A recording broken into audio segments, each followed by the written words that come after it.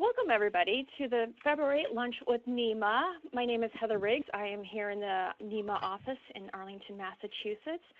To get us going, I know there's a couple new people here today. If you guys just want to sign in and let me know where you're calling in from so we can see who's actually on the webinar today, that would be great. That's also how you're going to be asking questions of Samantha and Emily, so don't be shy on doing that one. And as always, all Lunch with NEMAs are recorded and are available on the NEMA website after the lunches, so if you have to leave early or you miss one, you can always go back and watch it again. That's great. You guys are all signing in there. We have some new people today, which is awesome. So I did send out an email yesterday with a PDF link. If you guys have not had a chance to actually download that yet, there is a link in the chat feature that you could download. It's a great packet, and we will be discussing it today, so it's pretty vital that you actually have that available to you to go over and actually look at. Okay, so it looks like we have a good group today. So, I'm going to get it going with Samantha, and I will let her introduce herself and talk a little bit more about CultureConnect and start the process. Welcome, everybody. Hi, everybody. This is Samantha Diamond from CultureConnect, calling in from our offices in Midtown New York City. I'm here today with Emily Gumpel, who is our VP of Marketing and Client Services. She's going to be helping me manage the chat and some of the Q&A throughout the webinar today. So if everybody can take a quick look at the screen share, we're going to just do a little bit of an introduction, and then we're going to dive into the actual digital project planning packet. And we're going to stop after each chapter to look at the questions in the chat and have a little discussion and make sure that everybody's questions are answered before moving through it. At the top of the chat, as was mentioned, there's links to download an editable version of the PDF. So if while we're doing the webinar today, you wanted to actually fill in the information for one of your own projects or take notes, you're welcome to do that as well. Alrighty, so just taking a quick look at this About Us page, just to give you a context of who we are and why we're doing this webinar and how we kind of created the digital project planning packet. So CultureConnect is a company that produces digital interactives for mobile, in-gallery, and online exhibitions. So we're really deep in the museum space and really deep in digital interpretation and engagement. So after running dozens of projects over the years, we've kind of developed a bunch of different types of tools, one of which is this digital planning packet, to kind of help museums that we're working with or museums that we're not working with build this capacity to grow their digital programs in their institutions. So we offer a lot of these resources for free on our website, and we'll show you that later. So if you're interested in things like empathy maps and user personas and those type of digital strategy documents, we offer a lot of similar types of toolkits for free. Okay, so you've got our contact information here as well. All right, so what we're going to do today is we're going to walk through the digital project planning packet. I'm going to go over the concepts in each of the chapters, but then I've actually filled it out with a sample project. And this page here is kind of going over the profile of the museum and the profile of the project that we're using as the sample throughout the packet today. So the profile of the museum, just so happens is an art museum. Kind of a mid-sized 50 to 150 employees, 10 to 40,000 items in the collection, less than 500,000 visitors a year, maybe 5, max 15 exhibitions in the year, and about 1 million website visits a year. So if you don't fit perfectly into all of these categories, the idea here is that we are not expecting this museum profile to have a full dedicated digital team. So we expect that the stakeholders are probably the education department, visitor services, there's somebody managing IT, and it's really a collaborative effort to get this digital project done, as opposed to at some larger institutions that might have like a full-on dedicated digital team. Of course, all of the principles still apply even if you are a large museum. The project that we're going to be case studying is an in-gallery interactive. So this museum is looking to launch an in-gallery interactive for their Arts of Japan collection. It's going to focus on items from the Edo period and be installed in the gallery. It'll feature interpretation of the items on display, historical, social, and political context, as well as featuring some kind of timeline. So that's really all of the concept information that we have going into filling out the digital project planning packet. Okay, so now I'm going to switch over to the actual packet. In the table of contents, I mentioned these different chapters. We kind of broke this up into very distinct, each chapter isn't very long, it's usually 1 or 2 pages, but they're kind of these distinct questions that you want to try to answer, and we would recommend starting from the beginning and working your way through to the end. However, there are sections here like IT, AV, connectivity, and hardware, where you could literally pull those pages out and hand them to your IT director to fill out, and then put back into the packet so you have a full picture. Okay, so we're going to start with basic project information. Hopefully this is an easy thing to fill out. So starting with the name of the project so that when you're communicating, everybody knows what you're referencing. There's like a common name for this project. And then a high-level set of bullet points defining the project scope. And so for this example, it's one application displayed on 2 devices in this gallery. It's going to feature approximately 15 items from the Edo period that's in this exhibition, and it's going to be an introduction to the Edo period. It's not something that's connecting other collections, other galleries, or going too in-depth beyond that. And we have this out-of-scope section here for sometimes when there's a lot of ideation in the beginning of a project, there's a lot of enthusiasm and a lot of ideas, and the scope can get pretty big, and you can get something called scope creep. And so a great way to kind of narrow the scope, even at the very beginning of the project, is to document what you all agree is not in scope. And so it can be very psychologically freeing, actually, to say no to things when there's too many things on the table. So here we're saying that this is going to be really focused on this gallery, and it's not about a museum-wide experience. Okay, so I'm going to pause and take a look at the chat if there's any questions so far. Okay. Yeah, we're good so far. All right, excellent. All right, so moving on to goals and objectives. So this section is actually, this section and the next section are very important in sort of laying the foundation and the groundwork for your project. And they're great consensus building exercises as well, because there's often in these projects many stakeholders from many different departments with many different ideas. So the first question that we ask is this project tied to your museum's strategic plan or other institutional goals? And we recommend that you, as strongly as possible, are able to check the yes box. If you're checking the no box, it might prove to be difficult to get buy-in institutionally for the project. But it's also, if you can check yes, it's a really great way to activate support at every level of the organization. Okay, so in this case, we said, yep, this in-gallery interactive is connected to the 2018 strategic plan item that says activate the museum collections to engage visitors and enhance deep learning and appreciation for the arts. So it's a great way to kind of bring everybody onto the same page.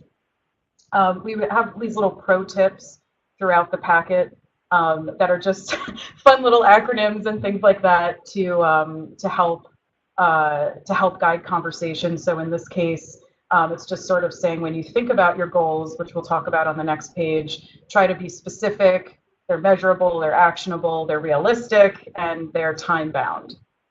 Okay, so I'm just going to go to the next page. So another thing in terms of goals and objectives is thinking about how will you actually evaluate and measure success. So will this project be evaluated?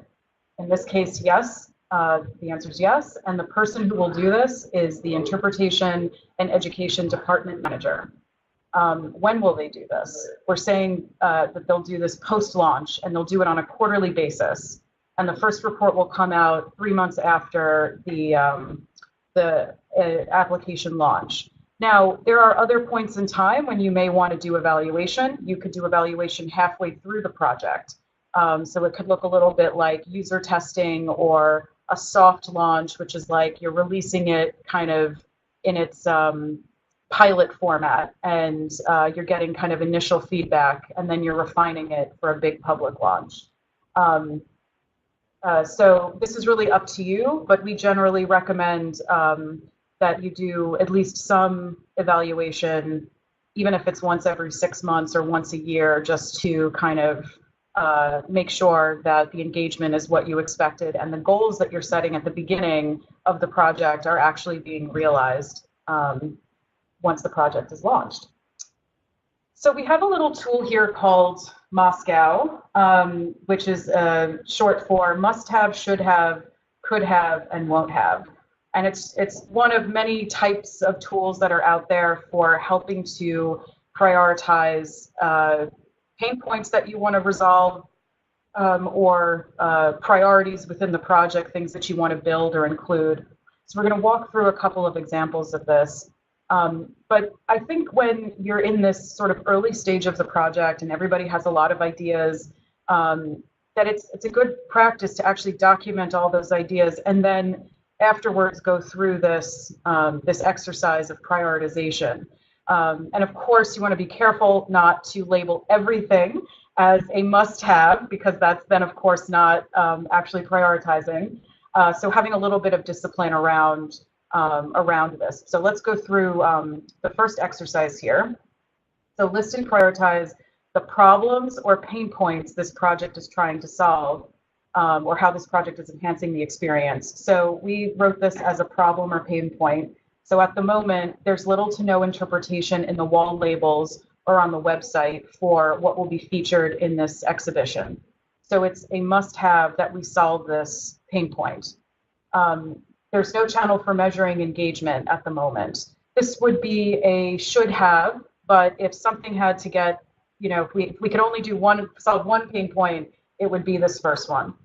And then third, there's no channel for creating historical connections across galleries. While this is a meaningful problem and pain point, we're actually excluding this. We won't have this as a priority because we established earlier that what's out of scope in the project is that we're not really worrying about how this connects to other galleries.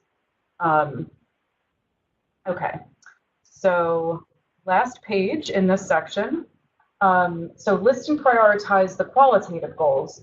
And from an interpretation standpoint, we're often thinking in terms of education. Is this entertaining? Do we have any marketing goals, curatorial goals, scholarship and research goals? But if you're working on other types of projects like researching a new collections management system or building your organization's website or looking up a ticketing system, you probably have other qualitative goals, and those might be ease of use of the collections management system, or the migration has to be done within a certain amount of time and a certain budget. So you can think about those types of qualitative goals. So in this case, I'll just walk through these real quick. So qualitative goals, the app should introduce the Edo period. This is a must-have. This is tied to our basic project scope and the purpose for the project. The app should bring objects to life for the visitor. This is also a must-have. So it's about enlivening the in-gallery experience and the objects that are on display in the exhibit. The app should help highlight objects not on view. This is a could-have. So if there's some objects that are related to the Edo period that are not on view, or perhaps they're undergoing restoration or they're on loan or something like that, but they're a really key object that you want to make sure visitors know is in your collection, this could be something, but clearly not in the top 2 priority. Content should be entertaining and engaging. That's a should have. And then metrics can help in future fundraising efforts. Again, this is a could have. If you do that evaluation work and you've got some good data and analytics, tracking user behavior, certainly you can create a report to support future fundraising, but that's not, according to this case study, that's not a priority necessarily. And so if you were doing this project like this, you may prioritize all of this differently, and that's perfectly okay. These priorities that we've established are just merely so you can follow the train of thought through this case study, but none of these are dogmatic. It's not that the fundraising efforts, this could certainly be a must-have in a different project scope. Okay, so the last here is list and prioritize measurable outcomes. If possible, add actual numbers to quantify success thresholds. So when we talk about how many people are coming into the exhibit, the engagement percentage, like how many people who walk into the exhibit use the interactive, how long are they engaging, are there specific learning outcomes, are you seeking some kind of revenue? All of these things are possible or not possible, but we generally try to have at least one quantitative goal. So we have 3 here. Average engagement time, we're saying our goal for the average user is that they're using this thing for 1 to 2 minutes. The average number of page views per user should be 5. And the visitor engagement per day, we'd like to see 25 to 75 people a day. So we're saying, I was kind of doing some backwards math, that's maybe 5% of visitors, a day in a museum that has a couple of 100,000 visitors in the year. So now I find the quantitative goal setting to be very empowering, because I think everyone's concepts of what good engagement looks like can often be very different, even within the same institution. You might be thinking, I want 5,000 people to use this in a week, but your museum only has maybe 5,000 total visitors in a week. So kind of thinking about real numbers based on real traffic can really help define like what success looks like. At the end of the day, these are success metrics. Okay, so I'm going to pause now because we're at the end of this chapter. Are there any questions from the chat? So Julie had asked from the house. Pro tip to ask five times. Awesome. Julie from the House of the Seven Gables had asked about project management software that other museums are using. I think she probably is putting this out to the group as well as us, and she mentioned that her team is using Smartsheet. So this is a really great question, and it's not an easy question to answer because there's a lot of tools out there, and they're all kind of great and they're all kind of flawed. And I've worked in both the nonprofit sector and the private sector, and I feel like this is a big question across all sectors. Smartsheets is really great. I think it has a lot of features for free, and it basically looks and feels like an Excel doc. Some other really popular ones are Basecamp, Asana, Trello, actually, I think is a really fantastic tool that I might recommend. It's a drag and drop, very, very simple interface. So it has limitations in terms of what it can do, but if you're really just trying to manage workflow, Trello can be pretty great. We can come up with a short list of maybe 5 or 6 recommendations and pop them in the chat at some point during the call. Thanks for that question, really good. And also, I just want to invite anybody who filled out the questionnaire when you were, or if you didn't fill out the questionnaire, we had asked the question about what types of digital projects you all are interested in kind of working through this process, this packet. And while we're doing this example within Gallery Interactives, if you have specific questions about your website, ticketing systems, collections management, like that kind of project, and you want me to speak to it a little bit, just write it in the chat and I'm happy to do that. Okay, so I'm going to move to the next section, which is targeting your audience. And so, there's quite a lot of sophisticated stuff that you can do in terms of understanding your audience and figuring out how to segment them and target them.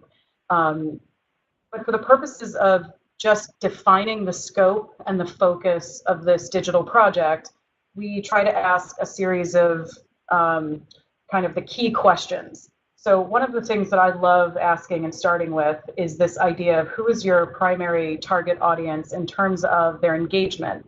And so I did not invent this. I have to give credit elsewhere, but this concept of skimmer, swimmer, and diver. And so I'll explain what this is, but it basically summarizes the visitor's intention and level of engagement.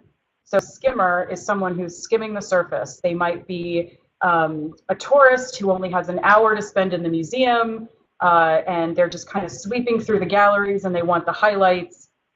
These folks are sometimes hard to engage with digital interactives because they may not have even any time at all to be reading wall labels, let alone engaging with an interactive. So if you are creating an interactive for a skimmer, it's good to know that and kind of design the whole experience to grab their attention.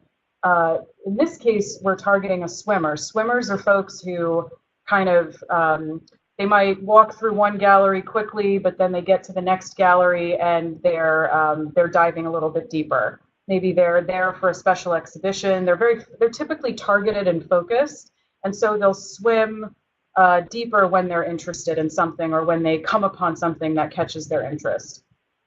And then the diver, these are the folks that are reading like every wall label. They want to there's never enough information for them to consume. They're possibly repeat visitors to your institution. They're very passionate about the subject matter. These folks are great. I'd say that like most museum visitors are probably in the swimmer category. There might be, depending on your institution, a slight emphasis on the skimmer if you have a lot of tourists. There might be a slight emphasis on the diver if you are a regional museum with tons of repeat visitors. So kind of thinking about that, who are you primarily targeting? Really resist the urge to check all three boxes. Try to really focus in on one, max two. So in this case, we are saying that we're targeting the swimmer. And then we wrote a couple of comments here. We're aiming to engage all visitors, of course, that's the goal of every museum, but swimmers are our true target. We're by meeting their needs with layers of content that they can dive into when they're interested about the objects that are in the exhibition. We can also satisfy skimmers who may only engage with the top layer or what catches their eye. So they may walk by a case of objects and they really want to know what that one object is about. And so they'll, if it's really easy for them, they can see an image, they might click on it and get that information. Similarly, divers may engage, like the definition of how we would serve divers in this case is that they're just engaging for longer. So they're engaging for 5 minutes, they're reading, all 15 pages of the interactive, let's say, as opposed to the target who's maybe only looking at 5 or 6 pages and there for about a minute or two. But we're not doing anything really special to serve the divers other than maybe if you have like a special exhibition, microsite or something like that, you can let them know somewhere not front and center, but somewhere where someone who's really diving deep would actually see that there's other information elsewhere. And then we talk about this dwell time, which is of course connected to who you're targeting. So we're kind of expecting, like, in order to get a decent experience with this interactive, you got to give 30 seconds. 30 seconds, you'll probably read 2, maybe 3 pages. You'll get a sense of things. The max time for someone would be about 5 minutes. And that also helps define the scope of all the content you're creating. If you have an app that has 400 pages of content, the max time for engagement could be hours. But the sort of expected max in this case is 5 minutes. And then this average time of 1.5 minutes, just FYI, we do a lot of audience research studies and observation studies around technology in museums, and what we found is that most interactives, people are engaging for just a couple of minutes. It's you will find divers who spend 5 to 10 minutes engaging with something, but if somebody's standing in a gallery using a kiosk, I would say you've got success at 1, 2, 3 minutes. If you have the person seated at a table, this really changes. People will engage for like a minimum of 5 minutes and could be there for 15, 20 minutes. So just kind of little side note to kind of think about how you're designing your project. But in this case, it's going to be a kiosk. So the person would be standing in the gallery, in the exhibition. And so this is our expected dwell time. We asked this question, is there a learning curve? Sometimes there are interactives that may have like game mechanics or things like that, where you need like 3 minutes to just figure out what's going on before you can actually engage. In this case, we want there to be no learning curves. So like 5 seconds would be an absolute max for somebody to get oriented, which means that the navigation must be intuitive and there can't be too much text on the first page that they're, that it might mean these things on the first page that they're seeing. When thinking about like buying a collections management system, for example, this is a really relevant question as well.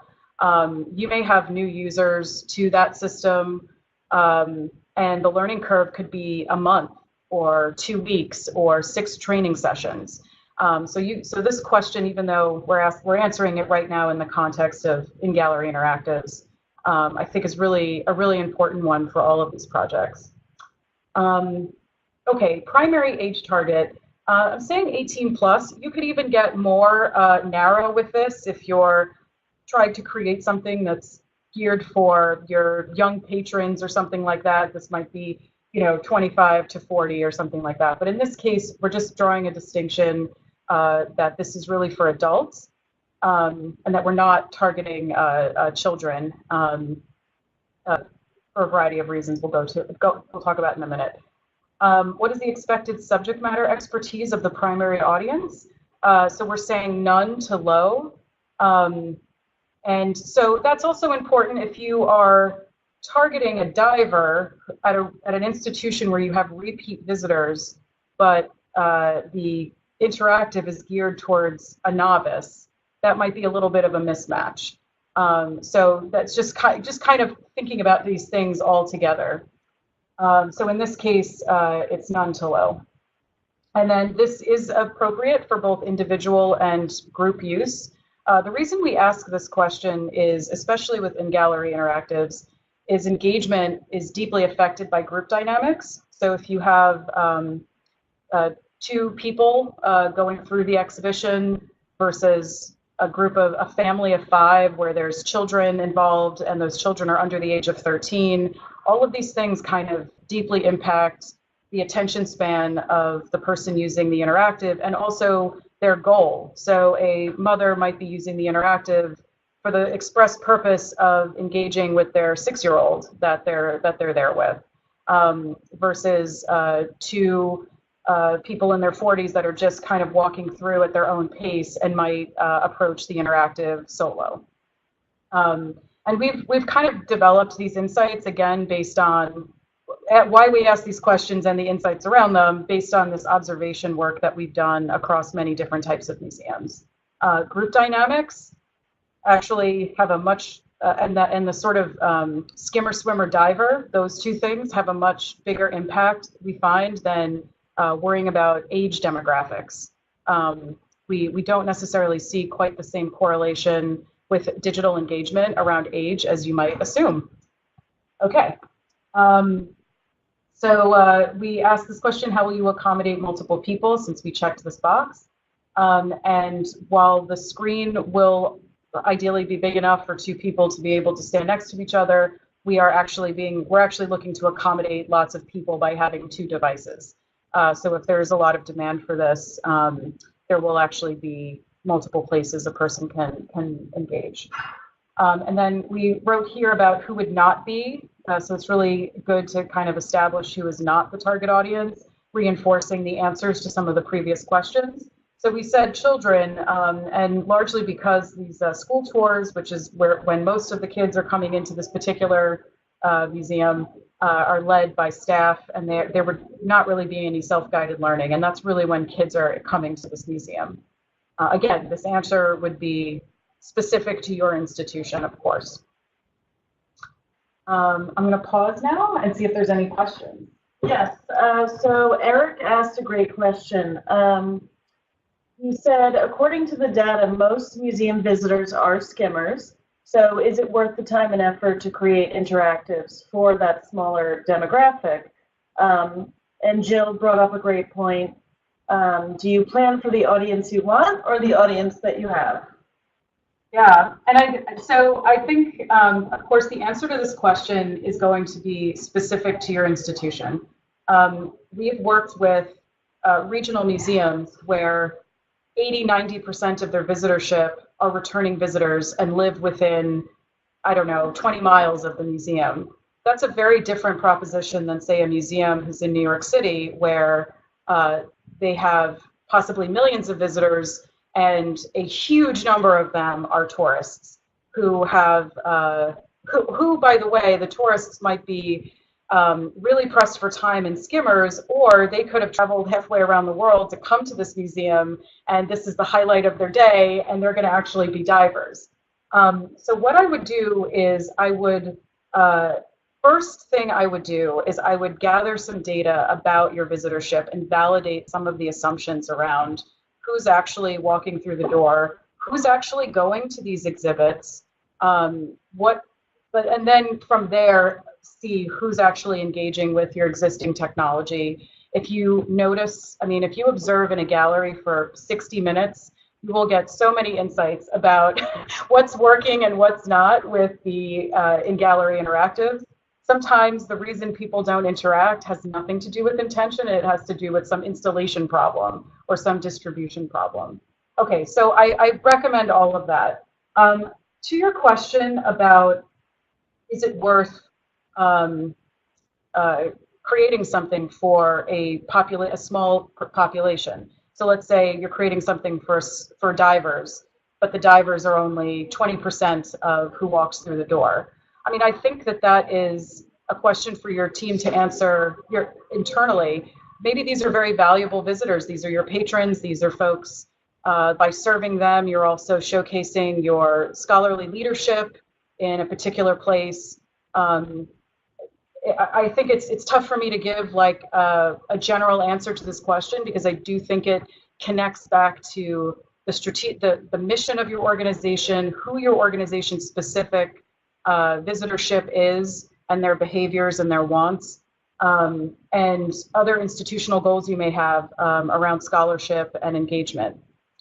Sometimes you have audiences, I mean, a great example of this, frankly, would be audiences with accessibility needs. So they may represent a very small portion of your overall visitorship, but it's important for museums to serve everyone who walks through their doors. And so you might make a very large investment in digital experiences or other non-digital experiences to serve this audience. So these are the kinds of things that I would think about when kind of figuring out what kinds of projects you should do and how to sell it up the chain or to donors. I hope that was helpful. Feel free to ask follow-up questions to that, and I can come back to it later. Okay, so I'm going to move now to the next section, funding and budget. So sometimes projects are, 18 months out, 2 years out, and you're going to start to fill this out, or maybe you're filling this out and you're halfway through the project. Either way, I think it's very important to kind of take the temperature of where you are in terms of funding. So in this particular project, I'm saying that it's fully funded. This project is funded, but there are no contingency funds if there is a budget overrun. So these are like really great statements for people to make in meetings, so that there's like a clear understanding of, hey, I know you guys wanted all those bells and whistles, that we've got a little bit of scope creep happening, but listen, this is our budget, this is all that's been approved. So if you want to do more than what we can do for this budget, we're going to have to find the money. So we have down here total estimated budget, likely minimum, and likely maximum, and currently approved. And we'll talk a little bit about the things that can make you have budget overruns, specific things for this project in just a sec. Okay, so we broke it down at a high level. I know that budgets can be more detailed than this, but just trying to distill this down to the major components. So research is going to be done in-house. Design is included in the software development.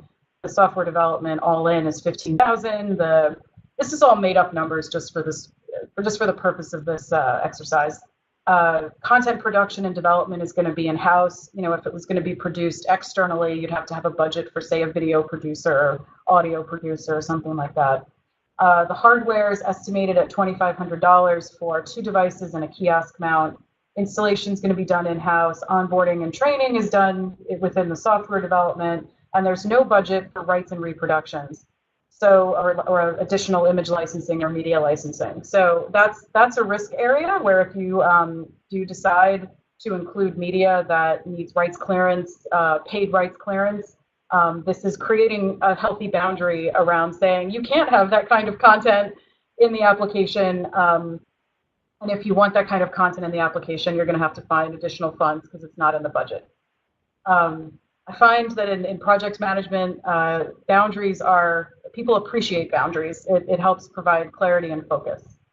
Okay, so annual and recurring costs. We're saying that you may have budgeted for this project $5,000 a year for maintenance and other types of site visits from the software vendor, or annual maintenance fees and things like that. And then device maintenance is $500 a year. So this is accounting for warranties, and maybe you need to do a device replacement if the kiosk breaks or something like that. I'm just gonna, we don't have any additional questions? Okay, cool. So the next section talks about key stakeholders. So the project owner is the director of the Department of Education and Interpretation, but the actual project manager, the person running the project day to day, is the education coordinator. And then who signs off? Who says that this project is, like, it's launched, it's done, we like it, we're happy? And that person is the director of Education and Interpretation. That might also be the executive director, it might be somebody else, but in this case, it's this person. And then this is a short list, but some additional stakeholders that are really key to getting this project out the door is the director of technology services. So the IT manager, the guy who's going to make sure that the connectivity is there and the hardware is all in place. The director of exhibitions, so that this interactive is seamlessly incorporated into the exhibit space and will also be in charge of the installation. The curator, who's producing all of the content in collaboration with the education department. And there's also this board member who actually funded the whole project. So they're actually an important stakeholder, maybe not in the day-to-day operations, but they're an important person to get approval and sign off from. We use a tool called a RACI matrix that is a more sophisticated version of this, where it talks about all of these different roles, and then if they're contributing, approving, or just need to be looped in. We actually start all of our project engagements. Our kickoff meeting includes filling out a RACI matrix. But I think we included this kind of high-level worksheet because if you can at least answer these questions, you're like 80% of the way there, and you've identified who all these stakeholders could be. Okay, so I'm going to pause because I see some questions. Would you consider the visitor group in your target audience to also be stakeholders? That's an interesting question. So I think the target audience is meant to mean the folks who would be using the application. So like the visitor who's coming, in this case, the visitor who's coming in the gallery and using the app. I think, I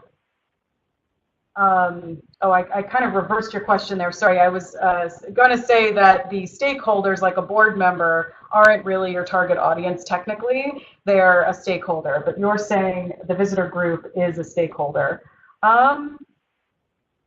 I think I would include them as a stakeholder if you were doing user testing.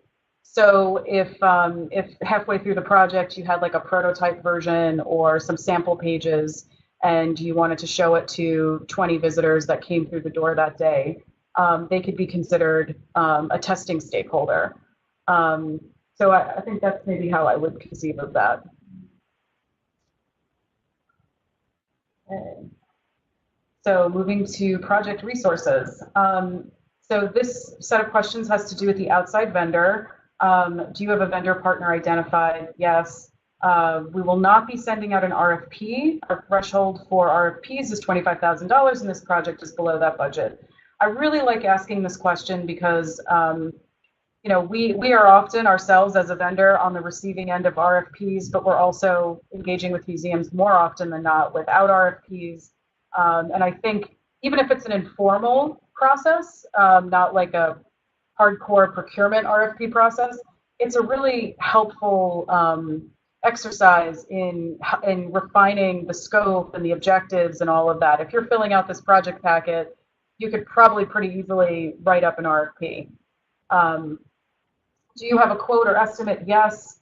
And then describe the key drivers of cost or scope changes. So when we were talking before, like what could drive us to that likely maximum of $25,000 instead of the approved budget of $20,000, it's this kind of stuff. So in this case, this museum has restrictions in the physical space. The plan is to use an off-the-shelf kiosk from this vendor bounce pad. However, they might not be approved by exhibitions, and we'll need to investigate additional options, and we might have to custom fabricate a kiosk. Well, custom fabricating the kiosk, might run $1,000 or something, and that'll affect the budget. So getting ahead of what the potential pitfalls could be, where the risks are, is really great, because now you can kind of head this off before it becomes a problem.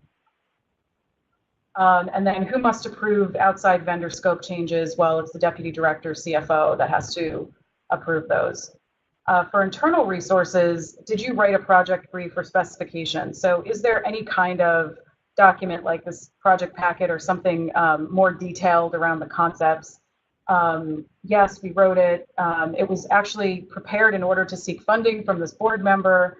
And now that we have identified our vendor, they're actually helping us define the scope, timeline, and deliverables. And I recommend that if you are engaging an outside vendor, that they help you do that. And they do that in collaboration with you. And then for internal resources, the director of interpretation, that project owner, they're the one that would have approvals and sign off.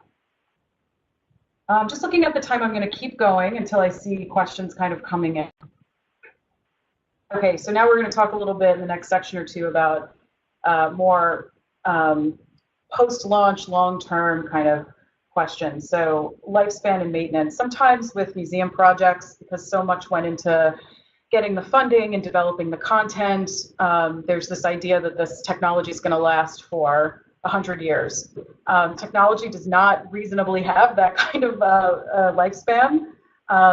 And the things that change are the hardware, the software, but also design norms and user expectations. So you don't want an interactive in your gallery for 10 years because it will look dated after 5. So I think being realistic about the lifespan is important, and we generally say that 2 to 5 years is a reasonable lifespan for digital interactives. At the end of that lifespan, it doesn't mean you have to throw everything in the garbage and start again. It just means that you might be looking to budget for an upgrade or an enhancement or some kind of refresh. So for this project, the lifespan is expected to be 3 years because that's how long the semi-permanent exhibition will be in the space. How we archive the project and when its lifespan is over, and how and why and how much will it cost. And so we're looking to export all the content and create a microsite for the gallery as like an archival site. And we're going to retain all of the interpretive content that was developed for this interactive. We're going to put it in narrative fields in the collections management system. So this way, if there's ever a single item or another small exhibition that's leveraging this part of the collection, all of that interpretive content won't get lost. It's still central in the collections management system. This is something at CultureConnect we're pretty passionate about, like the retention of this content. So we've worked out ways of making it easy to save things in CMSs. Okay. And then what are the requirements for maintenance? And we thought about things like software, content, license renewal, hardware updates, and detailed out here who will actually be managing that maintenance. So there's a lot of different people doing different things. So the software provider is going to make sure that the hosting and the compliance is all good, the software works basically.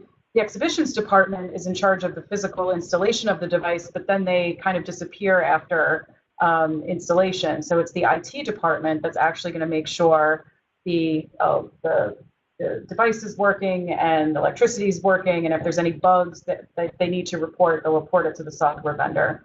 And education and interpretation is really going to be in charge of content updates and doing the evaluation or assessments. And then this is just kind of describing it from another angle, who'll be managing the technical maintenance. So it's the internal team will be pretty much responsible for everything, and the outside vendor is just responsible for making fixes when things break, making sure this sort of software works ongoing. Okie dokie. So we got a question. All right. So Eric asked, what elements in a digital interactive can quickly and cheaply be updated to make an installation appear less dated?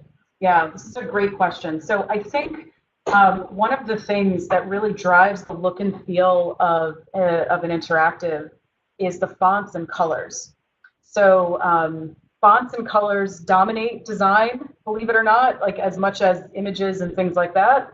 But there's also a lot of trends in fonts and typography. So if you want to kind of give something a refresh, but you don't want to necessarily redesign the entire user interface or redevelop all the content, I'd recommend taking a look at the fonts and colors and giving them a little bit of a refresh.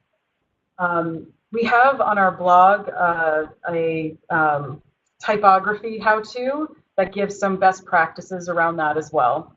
Okay, awesome. Thought that was helpful. Okay. Moving on to timeline.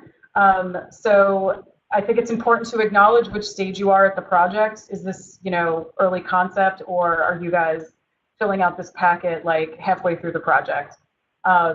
And obviously this can change over time. So right now in this project, we've got a firm concept. When does this project need to go live? Well, the gallery is having a big gala event, and it's opening on September 2019. So we identified in the table below the major milestones. Now, project calendars might be 30 different dates, right? There's different design review meetings, there's copy editing meetings, things like that. But I think it's important to kind of identify these major deadlines just to put your arms around the project from start to finish. So we're having a project kickoff, in like 2 weeks, and then within a month we need the designs approved, and then we're giving ourselves a couple of months to get the content developed. We have found in interpretation projects like this that the content development usually drives the timeline, more so than even the software. Then we've got 2 weeks once we get the content to get the app built, and then we're giving ourselves a couple of weeks to do testing. Things like testing, we have internal testing, and then you've got stakeholders, all different levels of stakeholders might want to take a look at the app before it goes live. So you're kind of factoring that in. Give yourself some time for the installation, and then you have the launch 5 days later. Now, this is a sample, this is an example for this interactive. We've seen projects for something very similar where there's a lot less time needed for the content, but the testing and QA needs a lot more time because there's a lot of stakeholders involved. So you would obviously massage these dates based on the reality of what's going on with the project and in your institution. Okay. Next piece is the IT, AV, connectivity, and hardware type questions. It could be real, even if you don't have answers to all these questions early on in the project, I think getting the wheels turning and starting to think about it is really important. Maybe giving these questions to the folks in this department for them to kind of mull over. Even if they're looking at this at the kickoff, but they don't really have to answer it for 3 months, I think it's totally fine just kind of getting those wheels turning. So here, the museum is going to provide the hardware installed in the gallery. We're going to use an MS Pro. We're going to buy it with a warranty. It turns out that we're going to have the software vendor actually source and purchase the hardware on behalf of the museum.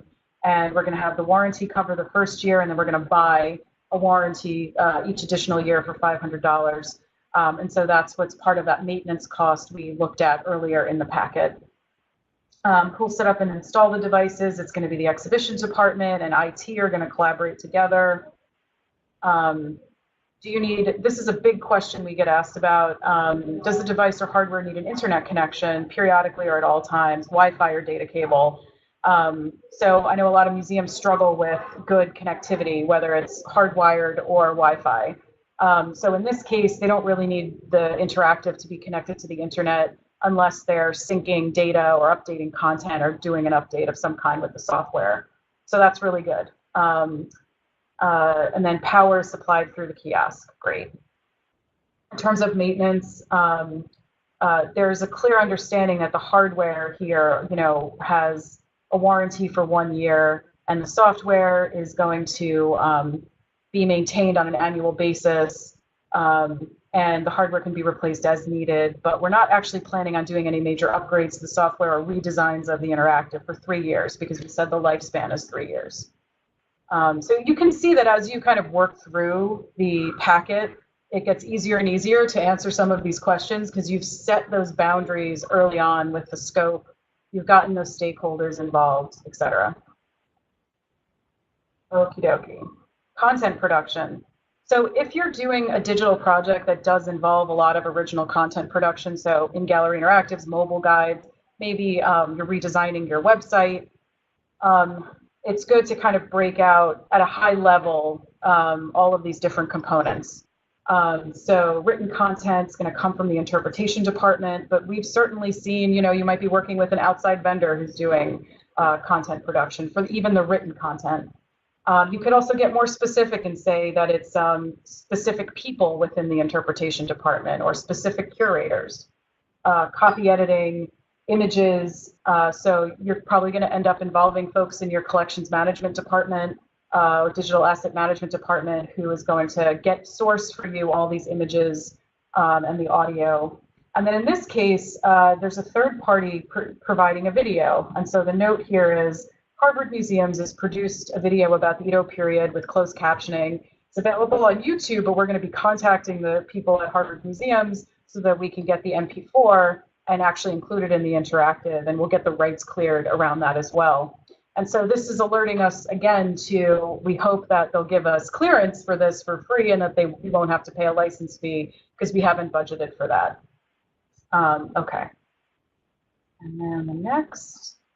Translations, in this case, none, and then who's actually doing the editing rounds. And I think this is important to kind of identify who's doing kind of frontline reviews versus who's doing final reviews and giving approvals.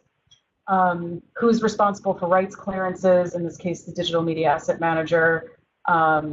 And then we have seen in projects that there's like one really important image or video or something, and it takes like 4 months to get clearance on it because it's just unexpected or that particular estate is not used to managing these types of requests. So try to, if you can, identify any problematic assets in terms of clearance, or just be comfortable with maybe eliminating them from the scope. And then thinking about content updates, how frequently is this something that's happening every week, once a year, never? In this case, it's going to be probably about once a year. And then lastly, are there brand guidelines? So when you're doing this design, when you're picking those fonts and colors, does this need to adhere to a style guide or some kind of brand guidelines? And where would you get that information? Okay, from the marketing department typically. And so graphic designer can provide it to us. Okay, we are coming up to the end here. The last section talks about launch. So I think one of the important things about the launch is that there are stakeholders who may not have been involved in the project, but this is a very relevant thing once the project goes live. So in this bottom section here, we found that for in-gallery interactives and mobile guides, anything that's happening inside the gallery, the visitor service staff, docents, or tour guides, and the security staff are really important people to kind of give even a very quick overview that like, hey, this interactive is in the gallery. And the reason for that is the security staff, as many of you know, are standing in the galleries and often who visitors approach asking these types of questions. So kind of giving, and they can be a real resource to visitors. So kind of giving them a bit of an overview. And it's going to be the visitor service manager in this case who's kind of training these folks. Up at the top here, once you've launched and you're in kind of maintenance mode, who's responsible for kind of knowing how to use the software? In this case, we've said it's the digital media asset manager. So even if the content is coming from the education department or the content's coming from a curator that a year later you want to update, it's really this person who's really comfortable with CMSs that's going to actually be in charge of updating that software. And then similarly on the hardware front, it's folks, the IT coordinator in the IT department who's responsible for knowing how to troubleshoot anything with the hardware. And then we put dates. So some folks need to be trained prior to launch, and some can be trained in September, which would be after the exhibit opens. There's usually a lot going on in those days and weeks leading up to an exhibition opening. So not overloading with training and stuff like that is usually a good idea. And then the very last page just has to do with marketing and distribution. And there's quite a lot that can go on in a marketing plan and a distribution plan. But I think in terms of project management, what we're really concerned with is coordinating around key marketing deadlines. So if there's, let's say you're doing a mobile guide, and you need to print brochures with museum maps or something like that have download instructions, or you want to feature like, hey, we have this really awesome interactive in this exhibition, and you want to feature that in the brochure, the advertising for the exhibition itself. There are marketing deadlines and print deadlines that really have nothing to do with the flow of the production of the exhibition or the flow of the production of the interactive. That might be driven by deadlines related to a third-party printer or something like that. So just kind of bringing the marketing team in to the kickoff meeting or at some point during this project to get from them what these deadlines would be, say, on the right side for these different elements that have to do with their marketing campaign. Okay, so that was a lot, I know. Thank you so much for all of your attention. I just want to, in the final moment, bring you to this last page here. If you enjoyed, if you found this useful, you can come to our blog, The Wired Frame, and there's tons of resources like this. There's the digital project planning packet that we went over today. Other things like, should I build or buy software? Should I do user personas and empathy maps, and how do I do that? What are good project management software? We might put a list like that together out. Please feel free to reach out to us or go to the website and enjoy anything you see there. Thank you so much, everybody. It was a real pleasure. Feel free to continue leaving questions or comments in the chat. Thanks, you guys. This is Heather again, and then I'm just going to put a link real fast in there to our evaluation survey for the Lunch with NEMA. So you guys covered so much. I can understand why. I'm like, I know you guys, when we were talking about this webinar, you shortened it quite a bit into an hour when you usually take an entire afternoon to talk about project management. So that was awesome. Yeah. We have lots of thanks there. So it looks like we should probably just wrap up then if you guys have any last minute questions to ask while we have Samantha and Emily on the line. Also, you're more than welcome to contact them afterwards. I know both of them would be available any second last minute questions and stuff. Awesome. Thank you. The security guard one, we all see that happening. Excellent, excellent. Yeah, that's why I wanted everyone to have a copy of the packet, because I'm really just going over the concepts and then you can take time to digest on your own. Excellent. I'm glad you enjoyed the security guard comment. All right, awesome. So we're going to wrap up, and I want to thank everybody for joining us today, and also Samantha for giving the presentation. And I also want to just remind you guys that our call for proposals for our upcoming conference in Burlington, Vermont, the deadline is tomorrow, big deadline. So if you guys want to join us as a presenter, make sure that you get that information in there. The form is super easy to do. And then if you have any ideas for future Lunch with NEMA, or if you would like to present at a Lunch with NEMA, give the office a call. You can either email us or just give us a call. All of our information is on the NEMA website. We were always looking for new voices and new content. So I'm going to let you guys all sign off and go back to your wonderful museums. And Samantha and Emily, we will probably see you at our upcoming conference. Is that correct? That's right. No pressure. Looking forward to it. No, you will do. Thank you all so much. It was a real pleasure. All right. Thanks, everybody. Bye. Okay. Bye.